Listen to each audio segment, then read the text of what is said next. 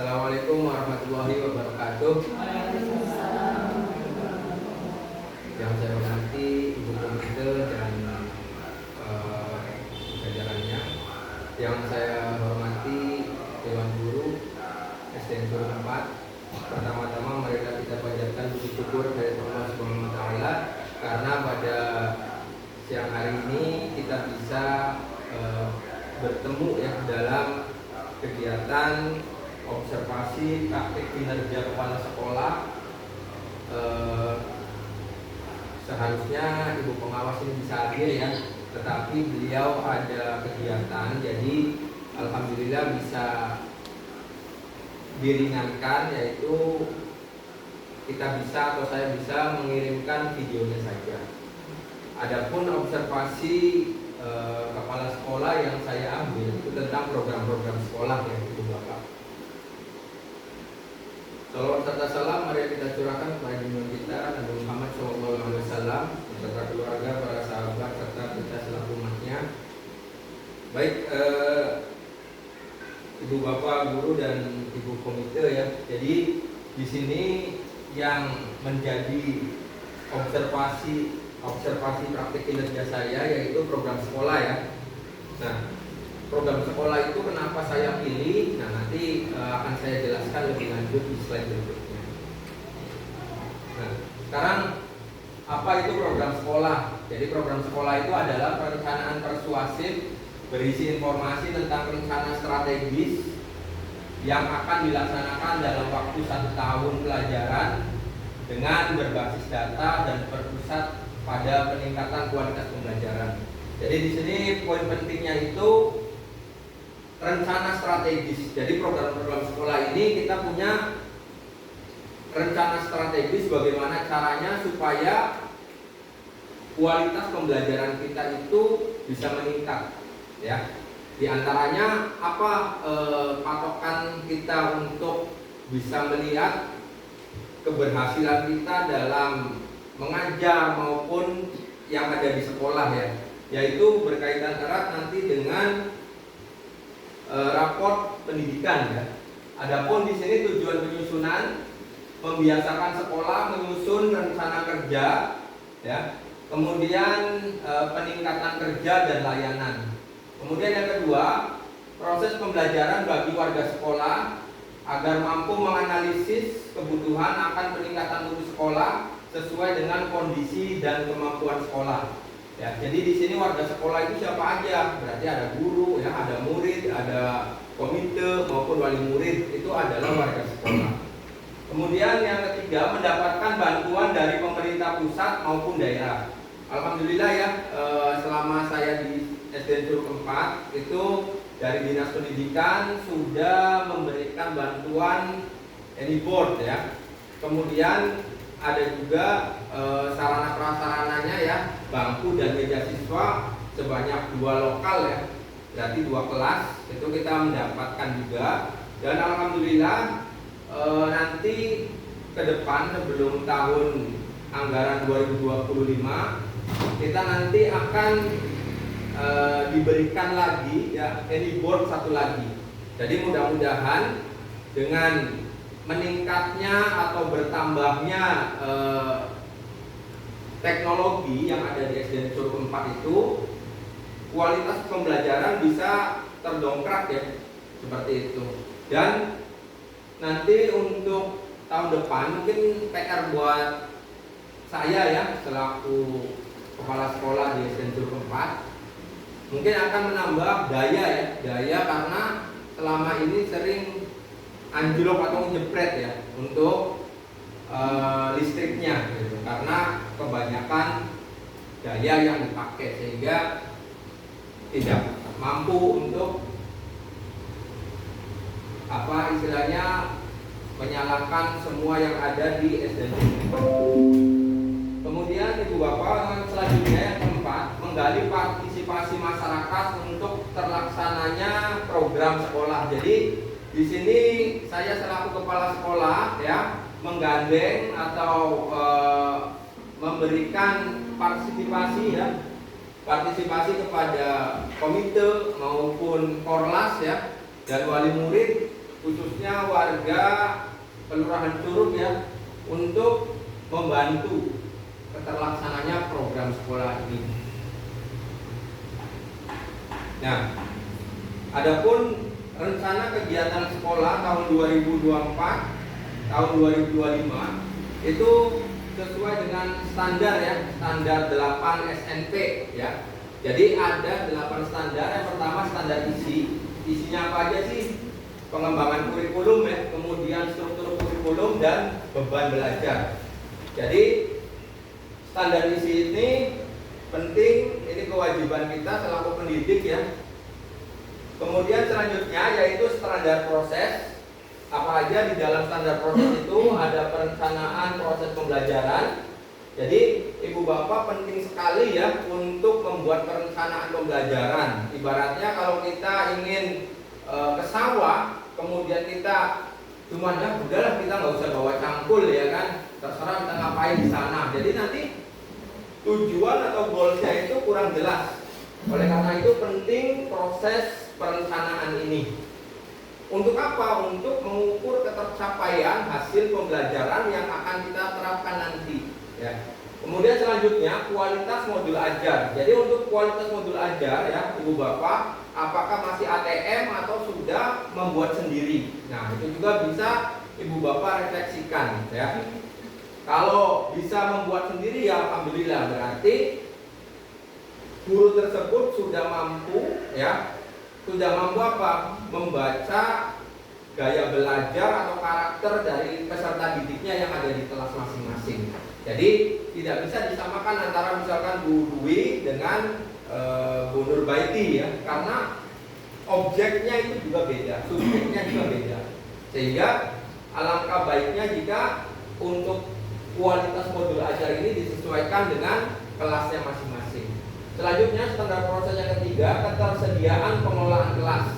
Jadi pengelolaan kelas ini penting ya ibu bapak. Jadi ketika ibu bapak nanti ngajar ya, jangan fokusnya ke yang pintar aja, yang kurang pintar juga harus kita fasilitasi. Intinya pengelolaan kelas yang baik nanti akan menentukan kualitas juga yang baik. Selanjutnya pelaksanaan pembelajaran. Nah ini ya, pelaksanaan pembelajaran juga sama. Jadi percuma kalau seandainya kita perencanaannya bagus tapi pelaksanaannya itu banyak izinnya misal, atau misalkan pelaksanaannya itu setengah-setengah ya. Jadi perencanaan dan pelaksanaan akhirnya tidak sejalan. Kemudian kegiatan kokurikuler atau P5 ya. Jadi kita juga nanti ada semester ini ada P5 yang di Bapak insya Allah akan diadakan di minggu pertama bulan Desember. Jadi setelah kita dari Cikole ya, sebelum pelaksanaan PAS, mudah-mudahan di situ kita bisa melaksanakan P5 ya. Kemudian kegiatan ekstrakurikuler, dan alhamdulillah di sini untuk Curug 4 ya, walaupun masih peminatnya kurang ya, artinya kemarin sudah ada demo silat tapi belum ada pesertanya. Tapi untuk tari, untuk taekwondo ya, pramuka alhamdulillah. Mudah-mudahan kepercayaan dari masyarakat untuk ekskul-ekskul yang ada di Curug 4 itu bisa meningkat. Ini untuk melatih apa? Melatih kepercayaan diri, keberanian, tanggung jawab dan sebagainya. Nah selanjutnya standar yang ketiga yaitu standar kompetensi lulusan. Di sini apa saja sih kompetensi lulusan itu? Yang pertama prestasi akademik ya. Jadi prestasi akademik ini alhamdulillah ya, kita tidak ada UN, tapi kita juga untuk non akademiknya ada prestasi ya, baik di bidang olahraga maupun di bidang yang lainnya.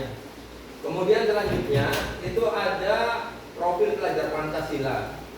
Kemudian yang keempat standar PTK. Standar PTK di sini berarti standar pendidik dan tenaga kependidikan ya, PTK itu. Apa saja sih yang disasar dari standar PTK ini? Pertama kompetensi guru ya. Kita harus paham bahwa kompetensi guru itu ada 4 ya Ibu Bapak. Jadi ada pedagogik, ada kepribadian, ada sosial dan profesional. Jadi kompetensi guru ini yang Ibu Bapak dulu pernah diajarkan di sekolah atau di kampus ya, khususnya pedagogik, berarti berhubungan dengan kita bisa mendidik anak atau tidak, itu pedagogik ya. Kemudian profesional, profesional itu berarti berhubungan dengan apa? Berhubungan dengan administratif ya. Kita mengajar dengan metode media, silakan ya, itu bagian dari profesionalisme kita. Bisa ditingkatkan, bisa ya, dengan seperti sekarang nih adanya Kombel tiap hari Senin. Kemudian kemarin juga kita sudah mengadakan workshop ya tentang perangkat ajar dan proyek P5 ya. Kemudian selanjutnya itu kualitas tenaga kependidikan. Nah, di sini tenaga kependidikan itu berarti operator dan penjaga ya. Ini juga bagian dari standar PTK. Selanjutnya rencana kegiatan sekolah yang standar kelima ya. Di sini ada standar sarana prasarana, ketersediaan ruang kelas. Alhamdulillah Ibu Bapak ya, untuk Curug 4 sebenarnya untuk kelas itu ya sudah cukup ya. Hanya saja kita masih kekurangan tenaga pendidik ya, karena ada 2 rombel atau satu kelas 2 rombel itu masih 1 guru, sehingga ketika kita mengajukan untuk full day itu masih terkendala di situ. Kemudian kenyamanan ruang kelas, alhamdulillah Bapak ya, mudah-mudahan dengan nanti adanya penilaian tiap kelas ya bisa ditata sedemikian rupa ya, sehingga nanti anak-anak ketika belajar itu nyaman ya. Kenapa? Karena banyak gambar-gambar atau karya mereka sehingga mereka merasa dihargai gitu ya, karena kelas ini adalah rumah kedua buat anak-anak kita, sehingga perlu kiranya kita mendesain kelas kita sehingga anak-anak bisa nyaman. Selanjutnya itu ketersediaan lab komputer. Nah, ini juga masih kita proses ya. Tapi alhamdulillah untuk SDN Curug 4 itu kita punya Chromebook ya. Punya Chromebook sebanyak 15. Kemudian laptop juga ada ya. Nah, ini juga bagian dari nanti ke depannya ya. Intinya kita pelan-pelan aja Ibu Bapak ya. Saya juga berusaha melobi-lobi ya. Dan alhamdulillah untuk lemari perpustakaan untuk buku juga sudah ada Bu Reni ya. Barangkali Bu Reni pengen lihat, tinggal kita penyediaan buku non ininya aja ya. Non ini apa? Yang buku-buku cerita. Ya, buku fiksi atau non fiksi juga nggak apa-apa. Mudah-mudahan keterbatasan kita ini dalam pengadaan buku ya, karena buku itu banyak banget yang harus dikeluarkan dari dana BOS ya. Oleh karena itu untuk buku yang cerita, dongeng dan sebagainya itu kita belum berkontribusi banyak, karena buku pelajaran juga masih harus dipenuhi. Seperti itu ya Ibu Bapak. Mudah-mudahan kolaborasi dengan Ibu Komite atau Ibu Korlas ya, syukur-syukur anak kita atau anak Ibu Bapak yang bukunya misalkan ada 2 bisa disumbangkan. Buku bekas nggak apa-apa. Intinya kembali lagi ya, diniatkan untuk berbagi. Jadi nanti daripada di rumah nganggur sampai berdebu ya, bisa disumbangkan ke sekolah. Nanti juga akan dibaca oleh orang lain sehingga akan mendapat pahala buat kita. Selanjutnya yang ke-6, standar pengelolaan. Di sini ada perencanaan program sekolah ya.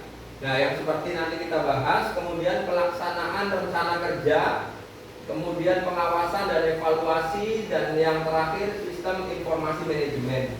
Jadi pengelolaan itu berhubungan dengan Arkas ya, dana BOS yang kita kelola ya. Kemudian selanjutnya yang ke-7, pembiayaan. Nah, ini ya, penyusunan program pembiayaan, kemudian pengelolaan pembiayaan dan pelaporan. Ini harus runtut ya sampai pelaporan. Kenapa? Karena kalau tidak dilaporkan nanti bisa disuruh tanggung jawab seperti itu. Nah, untuk pembiayaan ini insya Allah nanti Bu Ira udah berangkat ya, kita akan menyusun anggaran, mudah-mudahan bisa terrealisasi untuk blower kipas yang itu ya, kipas yang ada airnya itu, mudah-mudahan nanti kita bisa anggarkan ya. Kemudian kita juga akan anggarkan mungkin sound ya, jadi sound nanti ada 2 dengan amplinya juga, mudah-mudahan terrealisasi kalau tidak banyak buku-buku yang masuk ya. Kemudian saya juga ingin ya nanti ada papan sekolah ramah anak ya, istilahnya yang papan yang di depan sekolah ramah anak nanti kita bisa buat lagi ya, jadi ada 3 nantinya. Kemudian syukur-syukur ada UKS juga, karena kita di sekolah kita ini alhamdulillah ya, dengan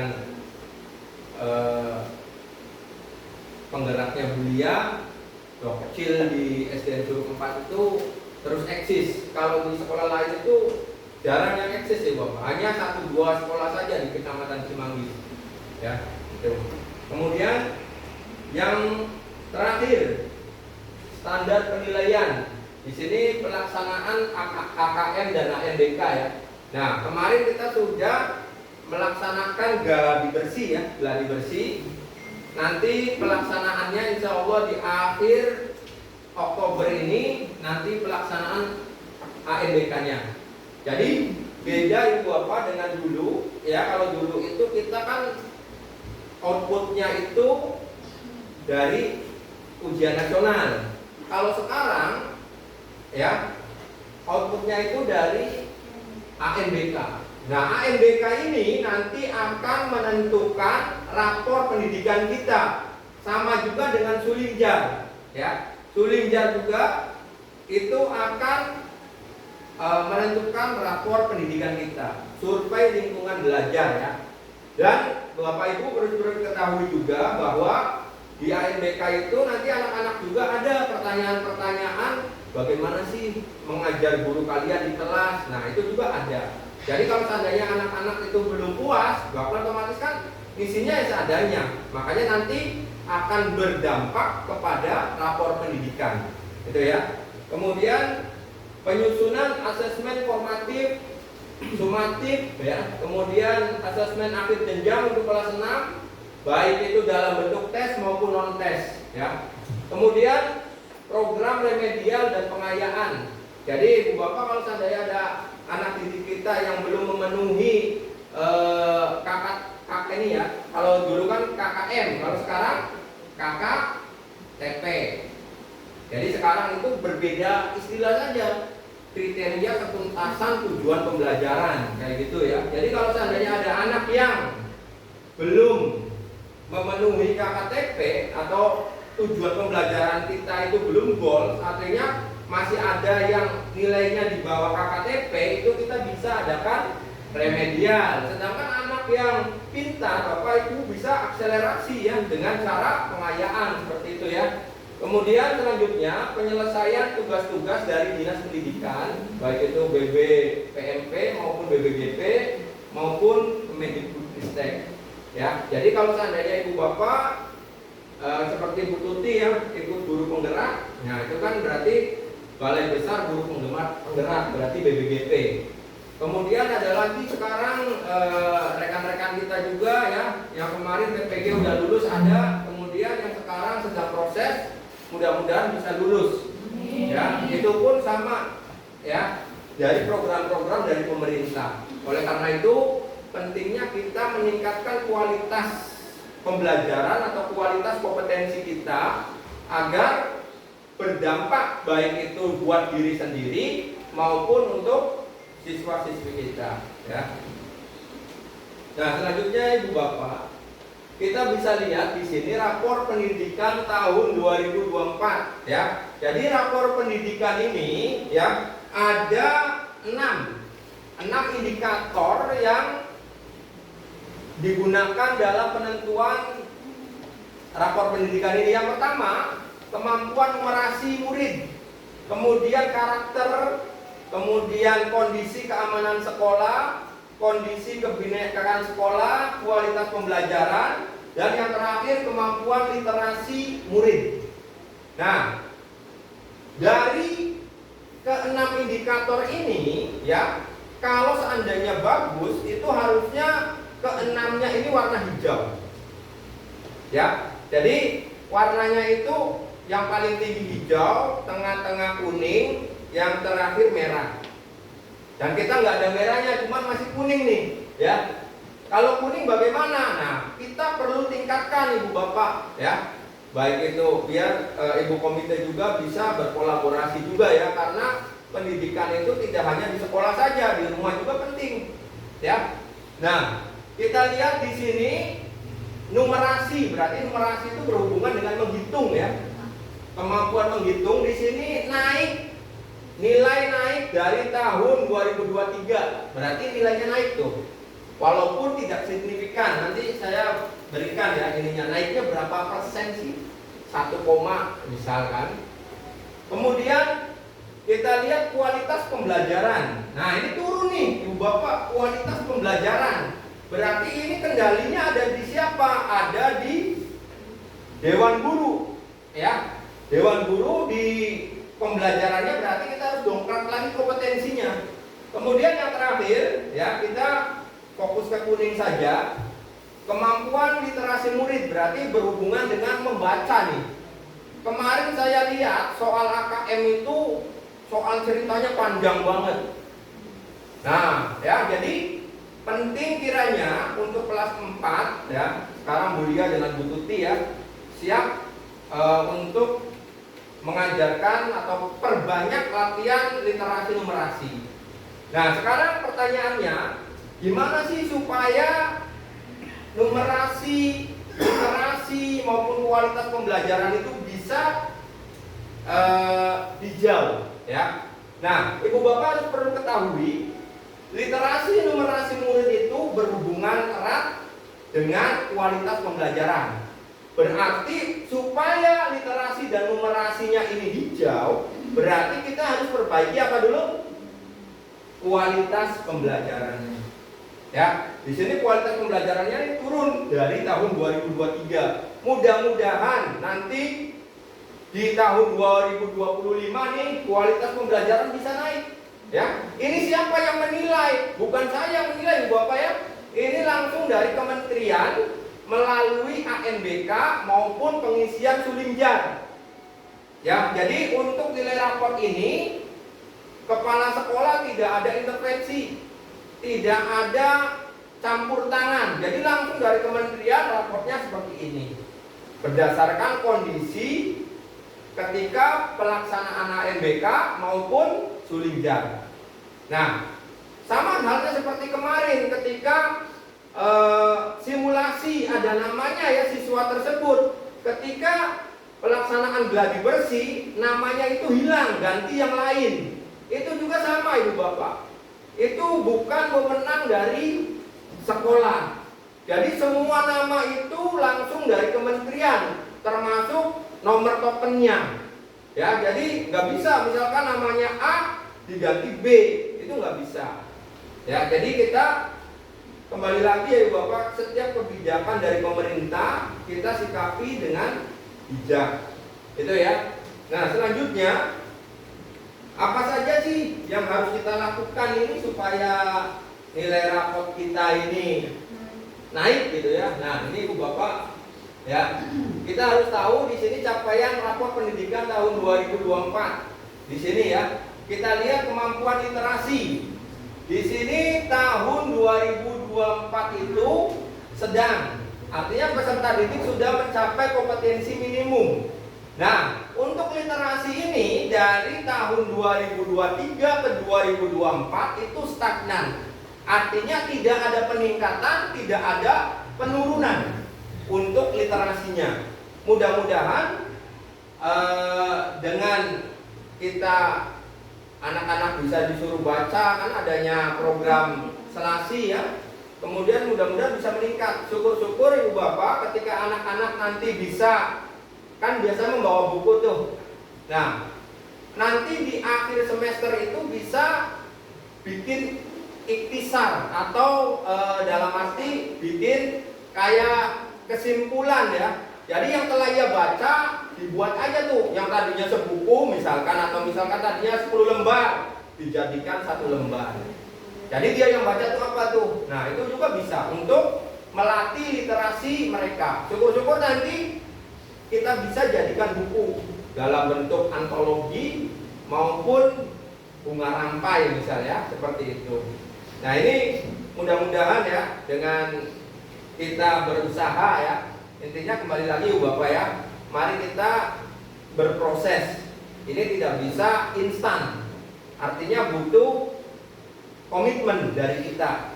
Nah, kemudian kita lihat peringkat literasi di kabupaten kota ya.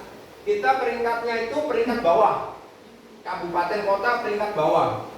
Kemudian peringkat secara nasional kita di peringkat menengah bawah. Jadi menengah, nah bawah. Kalau kotanya kita bawah nih. Kalau nasionalnya menengah bawah dikit, ya kan? Oh ya, Ibu Bapak. Jadi ini fokus kita nanti ya ke depan nih. Nah, kemudian untuk kemampuan numerasi di sini sedang. Ada kenaikan cuma 6,67%. Kenaikannya cuma 6, ya. Dari tahun lalu, dari tahun 2023 ya, yang tadinya 43,33% naik menjadi 50%. Nah, itu. Kemudian kita lihat peringkat di kabupaten kotanya. Oh, peringkat kabupatennya menengah bawah, mendingan lah ya. Walaupun 50% tapi menengah bawah. Ya, kemudian tingkat nasionalnya sama, menengah bawah. Tuh ya. Ini fokus ke yang kuning ya, bukan yang hijau. Kalau hijau udah aman. Berarti kita fokuskan bagaimana caranya kuning ini dari hijau, ya kan gitu. Selanjutnya kualitas pembelajaran. Nah, ini waktu tahun 2023 itu 62,92. Kemudian turun ya 1,52% menjadi 61,4. Di sini sedang ya untuk label capaiannya. Nah, kemudian peringkat di kabupaten kotanya itu menengah. Nah, ini menengah nih. Jadi yang tadinya ada bawah, menengah bawah, ini menengah. Tengah-tengah berarti. Nanti ada menengah atas, ya kan, ada atas, kan begitu ya. Nah, berarti kita tengah-tengah. Kemudian secara nasionalnya sama, menengah. Jadi kualitas pembelajaran ini nanti dia akan berkorelasi dengan numerasi maupun literasi. Nah, ini Bapak ya, bagaimana sih cara membenahi ini, gitu ya? Nah, kita lihat nih, A1 kemampuan literasi. Nah, capaian indikatornya itu level 1 kemampuan literasi, yang keduanya kompetensi membaca teks sastra. Berarti kegiatan yang harus dibenahi ini ya, peningkatan kompetensi guru dan kebijakan yang menunjang kompetensi membaca teks sastra. Jadi Ibu Bapak, perbanyaklah membaca teks sastra. Ya, jadi misalkan sebelum belajar nih baca dulu. Baru kita kasih pertanyaan-pertanyaan. Syukur-syukur anak bisa menjelaskan kembali di depan. Ya, seperti itu. Jadi kita jangan kebanyakan, kembali lagi ya, masih teacher center. Jadi guru yang mendominasi nih, ngomong terus kayak saya nih. Ya, ini teacher center nih. Ya, ngomong terus gitu. Nah, kemudian untuk yang kemampuan literasinya ya, di sini kualitas pembelajaran dan metode pembelajaran. Di sini berarti peningkatan kompetensi GTK dan kebijakan yang menunjang aktivasi kognitif. Berarti di sini kita harus meningkatkan kompetensi kognisi kita, kognitif kita nih. Berarti kemampuan untuk belajar mencari ilmu lebih banyak lagi. Sehingga nanti apa yang guru dapatkan dari kognitifnya itu bisa ditularkan ke peserta didik, kan gitu ya. Nah, kemudian yang ketiga di sini untuk kemampuan numerasi sama ya. Jadi ada 4 indikator atau akar masalahnya. Kalau yang literasi kan 4 masalahnya tuh, ada kemampuan literasi, kompetensi membaca, kualitas pembelajaran dan metode pembelajaran, gitu ya. Nah, sekarang numerasi apa aja nih? Kemampuan numerasi berarti menghitung, kemudian kompetensi pada domain aljabar, ya. Kemudian kemampuan literasi. Nah, ternyata di numerasi ini ada literasi juga. Misalkan nih, ya soal cerita. Jadi jangan menggunakan 5 tambah 6. Nah, tapi kalau seandainya ibu guru membeli 6 jeruk, nah, kemudian jeruk itu ya dikasihkan atau diberikan kepada orang lain, nah itu kan termasuk literasi walaupun pelajaran matematika, ya. Jadi bisa di mix. Kemudian kompetensi membaca teks sastra juga sama, ya. Nah, apa yang harus kita benahi? Ya, yang pertama, peningkatan kompetensi GTK dan kebijakan yang menunjang kemampuan numerasi pada domain aljabar. Misalkan ibu bapak bisa perkalian, ya kan, sebelum masuk tuh bisa juga, atau tambah-tambahan. Pokoknya kemas dalam bentuk permainan-permainan sehingga mereka itu seakan tidak terasa waktunya. Udah selesai aja nih gitu. Ternyata kita lagi belajar menghitung. Selanjutnya, kualitas pembelajaran apa aja indikatornya? Yang pertama, kualitas pembelajaran itu sendiri. Kemudian metode pembelajaran. Ada kepemimpinan instruksional. Jadi ibu bapak di kelasnya masing-masing itu ibu bapak adalah kepemimpinan pembelajaran, ya, di kelasnya masing-masing. Kemudian visi misi satuan pendidikan. Nah ini, jadi sesuai dengan visi misi kita, ya, visi sekolah kita itu kan udah jelas ya, unggulnya apa nih? Akademik, non akademik. Kemudian apalagi religius, berarti religius. Kemudian apalagi berbudaya, apalagi peduli lingkungan. Mudah-mudahan dengan kita bisa membedah rapor pendidikan ini, ya ibu bapak, kita bisa setidaknya merefleksikan diri nih. Oh, kita nih harus meningkatkan lagi. Mudah-mudahan kita nanti lihat di rapor pendidikan tahun 2025 yang akan datang. Nah, kira-kira apa yang harus kita lakukan? Nah, di sini ya ibu bapak, ya. Nah, program peningkatan literasi yang harus kita lakukan, program membaca harian. Ya, jadi ibu bapak penting nih, silakan bisa program membaca harian. Kemudian yang kedua, program membaca 1 buku per semester. Nih, ya, barangkali ibu bapak, wah ya benar juga nih, coba kita buktikan aja dulu. Hasil belakangan ibu bapak, yang penting proses dulu nih, kita laksanakan dulu. Program membaca 1 buku per semester. Nah, anak-anak kan udah bawa buku tuh kalau hari Selasa. Nah, suruh selesai tuh membacanya tuh. Nanti kita bisa buat ikhtisar, ya, atau kesimpulan dari bacaan mereka, gitu ya. Nah, kemudian gimana Pak yang belum bisa baca? Nah, ini berarti kan harus ada intervensi. Jangan sampai yang nggak bisa baca didiemin aja, ya kan? Nah, selanjutnya pengembangan perpustakaan sekolah dan sudut baca di kelas. Alhamdulillah ya, untuk sudut baca, pojok baca ada, kemudian lemari juga udah ada. Mudah-mudahan ya kita bisa tergerak, dan sekolah juga yang mohon maaf baru memberikan lemarinya itu hanya 1, ya. Mudah-mudahan kembali lagi kita jangan berpikir kekurangan terus, tapi kita harus berpikir aset. Apa yang ada, apa yang istilahnya ada di sekolah kita bisa manfaatkan. Apa yang ada anggarannya kita gunakan. Intinya aset itu dari mana? Bisa dari masyarakat, bisa dari siswa, bisa dari guru, bisa dari sarana prasarana, silakan. Itu berbasis aset, ya. Nah, selanjutnya pelatihan guru dalam metode pengajaran literasi yang efektif. Jadi Bapak, ya, kita fokusnya jangan ke siswa saja, gurunya juga harus rajin membaca, ya, sehingga balance. Istilahnya ingapso sungtulodo, kan begitu ya.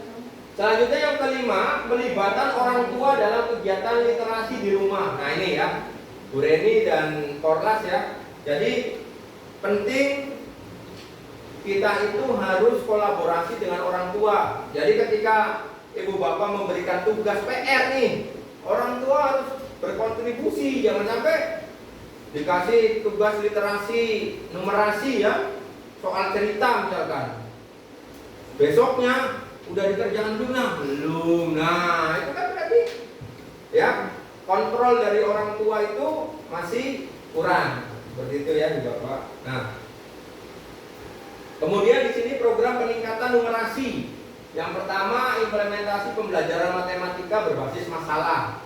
Silakan ya, bisa diterapkan. Kemudian penggunaan teknologi dan aplikasi matematika interaktif. Di sini kan banyak tuh, ada aplikasi-aplikasi yang bisa digunakan. Selanjutnya, kompetisi matematika internal dan eksternal. Jadi kalau ibu bapak, wah Pak, kelas 5 kan ada 3 rombel, kita adakan aja kompetisi. Boleh ya, bisa diadakan kompetisi tuh. Untuk apa? Ya kembali lagi memacu anak. Misalkan hadiahnya nggak usah piala ya. Misalkan diapain kan gitu hadiahnya, misalkan dalam bentuk makanan yang dikalungin tuh jadi medali kan, misalkan kan beli misalkan 5.000 aja kan dapat banyak tuh, ciki-cikian tuh kalungin gitu kan, nggak apa-apa. Silakan bisa berkompetisi sehingga anak-anak tuh wah siap nih, satu semester ada satu kompetisi, berarti semester 2 ada lagi, itu tuh sama. Silakan boleh dikolaborasikan dengan kelas serinya ya. Selanjutnya program mentoring matematika antar siswa. Nah, silakan ibu bapak ya. Nanti kan untuk kelas 4 yang nanti kelas 5 sekarang, itu nanti di bulan Maret itu kan biasanya ada OSN ya, kompetisi sains dan matematika ya, itu sains nasional. Nah, selanjutnya kita bisa integrasikan literasi dan numerasi dalam kurikulum ibu bapak. Ya, kalau tadi kan literasi, kemudian numerasi, kita integrasikan apa nih? Penerapan literasi dan numerasi lintas mata pelajaran.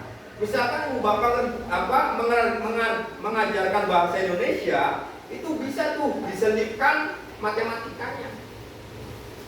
Misalkan ibu bapak sedang cerita tuh, ada sebuah misalkan desa, di situ ada beberapa ikannya ada berapa tuh? Kemudian dimakan kucing misalkan. Nah, itu kan secara tidak langsung kita sudah mengajarkan numerasi juga kepada anak-anak kita. Kemudian yang kedua, pengembangan proyek interdisipliner sama ya. Jadi ini kaitannya dengan literasi numerasi. Kemudian selanjutnya penggunaan data dan grafik dalam pelajaran non matematika. Silakan ibu bapak ya. Sekarang kan udah ada Excel, bisa digunakan tuh untuk peningkatan kualitas pembelajaran dari siswa-siswi kita itu bagaimana. Selanjutnya penekanan pada pemahaman teks dalam soal cerita matematika. Nah, ini penting ya. Kadang kan ada siswa yang cuma bisa baca doang tuh, baca soal cerita tapi nggak paham isinya, gitu ya. Hanya bisa membaca tapi tidak bisa memahami atau mengingat atau mengaplikasikannya, kan begitu ya. Nah, selanjutnya ibu bapak, untuk kualitas pembelajaran ini berarti kan berhubungan dengan pengembangan profesional guru. Apa aja? Yang pertama, pelatihan berkelanjutan untuk guru dalam pengajaran literasi numerasi. Di sini bisa menggunakan media maupun metode. Kemudian apalagi? Kolaborasi antar guru untuk berbagi praktik terbaik di pembel sekolah. Ya, jadi alhamdulillah setiap Senin kita ada komunitas belajar Bu Reni ya. Jadi guru-guru kita nanti bisa sharing ya, sehingga kembali lagi punya ilmu itu tidak disendiriin aja gitu ya. Jadi kita bisa berbagi gitu. Kalau saya ibu bapak punya scripting bisa diberikan ya, seperti itu. Kemudian yang ketiga, observasi kelas dan umpan balik konstruktif ya. Alhamdulillah saya juga sedang keliling untuk supervisi ya, karena untuk dalam 2 semester itu 2 kali atau dalam setahun itu 2 kali supervisi, karena ada tuntutan juga dari kementerian dan dinas pendidikan ya. Kemudian yang keempat, akses ke sumber daya dan materi pengajaran terbaru ya. Ibu bapak silakan untuk, kan sekarang udah banyak HP tuh, barangkali ada pengetahuan baru bisa diterapkan. Kemudian yang kelima, memanfaatkan PMM sebagai salah satu sumber belajar guru ya. Jadi Ibu Bapak bisa terapkan, silakan PMM-nya dibuka, syukur-syukur anak sudah bisa mengaktifasi ID belajar. Misalkan ya, Pak, anak-anak saya pengen aktivasi ID belajar, silakan bisa menghubungi Mas Fahmi. Ya, seperti itu. Nah, di sini pelibatan komunitas dan kemitraan. Ya, di sini ya, kerjasama dengan perpustakaan lokal dan pusat belajar, kemudian kolaborasi dengan universitas dan profesional di bidang terkait. Kemudian ada program kunjungan lapangan studi tiru yang relevan. Nah, nanti kita bisa agendakan Ibu Bapak ya. Ya, nanti kita bisa studi banding misalkan di daerah Depok aja nih. Misalkan di sekolah yang juara SRA, sekolah ramah anak. Nah, nanti ini program saya ke depan ya. Jadi Ibu Bapak guru nanti bisa berkunjung ya. Nanti bisa lihat bagaimana sih di sana penerapan pembelajarannya ya, seperti itu. Kemudian pelibatan orang tua, komite dan alumni sebagai mentor dan inspirasi. Ini ya. Selanjutnya, nah, target dan indikator keberhasilan. Apa sih target dan indikatornya? Yang pertama, peningkatan skor literasi dan numerasi dalam ujian standar atau KNBK tahun 2024-2025. Mudah-mudahan nih skornya meningkat Ibu Bapak ya, ini target kita nih. Amin ya rabbal. Nah, kembali lagi untuk raport ini tidak ada intervensi dari sekolah, jadi langsung dari kementerian. Intinya kita berusaha ya, target kita itu meningkat nih skornya. Kemudian yang kedua, peningkatan minat siswa dalam membaca dan matematika. Ya ini. Silakan Ibu Bapak di kelasnya ya, untuk literasi membacanya ditingkatkan lagi ya, maupun numerasi, penjumlahan, perkalian. Jadi untuk bisa perkalian itu kan anak-anak harus bisa penjumlahan dulu ya. Jadi jangan sampai lompat langsung perkalian, akhirnya kan dia pusing tuh ya, seperti itu. Selanjutnya, peningkatan kepercayaan diri siswa dalam keterampilan literasi dan numerasi. Nah ini, kalau peningkatan kepercayaan itu biasanya dibangun dari habit, kebiasaan. Jadi kalau Ibu Bapak sudah terbiasa memberikan literasi numerasi, pasti lebih percaya. Misalkan nih, ayo anak-anak siapa yang maju? Oh, saya Pak, saya gitu. Nah biasanya seperti itu kalau dia bisa. Tapi kalau dia nggak bisa, otomatis kan wah, bisa, saya takut nanti maju malah dimalu-maluin kan begitu. Nah selanjutnya yang nomor 4, peningkatan kualitas hasil karya siswa yang melibatkan literasi dan numerasi. Nah ini ya, jadi Ibu Bapak bisa menggunakan penilaian produk ya. Jadi atau bentuknya karya apa gitu ya, silahkan. Itu mah kembali lagi ke Ibu Bapak masing-masing. Nah, kesimpulannya, yang pertama dari program sekolah ini, pentingnya komitmen seluruh warga sekolah. Ya, jadi Ibu Bapak ketika ada pembiasaan, nah pentingnya komitmen nih. Kecuali hujan. Nah kalau hujan mah nggak usah.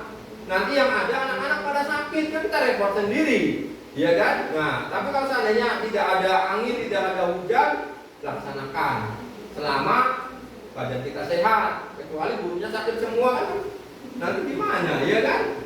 Nah itu ya. Selanjutnya, yang kedua, rencana implementasi bertahap. Nah, jadi kita implementasikan rencana kita itu bertahap tadi ya, Ibu Bapak. Ketika kita punya program itu tidak seperti membalikkan telapak tangan, harus bertahap. Mulai dari diri sendiri dulu, sadar akan adanya program yang kita telah sepakati untuk apa? Mendongkrak kualitas pembelajaran yang ada di SDN Suruh 4. Yang terakhir, berpartisipasi aktif dalam mewujudkan perubahan positif ya. Jadi alhamdulillah kita juga sudah ada ya peraturan kelas atau keyakinan kelas yang ada di sekolah masing-masing. Ini adalah bentuk apa? Bentuk untuk membudayakan disiplin positif. Jadi anak-anak tanpa disuruh dia udah yakin dengan keyakinan kelas yang ada di kelasnya masing-masing maupun di sekolah. Sehingga tanpa disuruh juga mereka pasti akan terbiasa. Nah itulah yang disebut disiplin positif. Apa dampaknya? Orang tua atau guru bisa merasakan, oh, tadinya ini bandel banget, sekarang nurut banget. Nah itu, ya. Akibat apa? Akibat dari didikan kita yang benar, ya. Nah, thank you Ibu Bapak ya, terima kasih. Nah, ini udah selesai, alhamdulillah ya. Mudah-mudahan apa yang saya sampaikan bisa bermanfaat, ya. Ada yang mau didiskusikan atau sudah cukup? Ibu Bapak, ada yang didiskusikan tidak? Tentang program-program sekolah. Jadi kita lebih fokusnya tadi ya. Nah ini target-target kita nih, peningkatan skor di rapor pendidikan, ya, baik itu literasi, numerasi maupun kualitas pembelajaran. Ada yang ditanyakan? Kalau tidak ada, saya tutup. Bu Dina, cukup. Bu Tuti, Bu Reni, cukup. Ya baik, kalau sudah cukup, saya ucapkan terima kasih yang sebesar-besarnya. Mudah-mudahan program-program sekolah di SDN Juru 4 ini bisa berjalan dengan lancar. Perlu komitmen dari kita ya, untuk selalu meningkatkan kompetensi, baik itu saya pribadi, ibu bapak guru maupun peserta didik, ya. Dan saya pun perlu kolaborasi dengan komite, korlas maupun wali murid. Cukup sekian dari saya. Wassalamualaikum warahmatullahi wabarakatuh.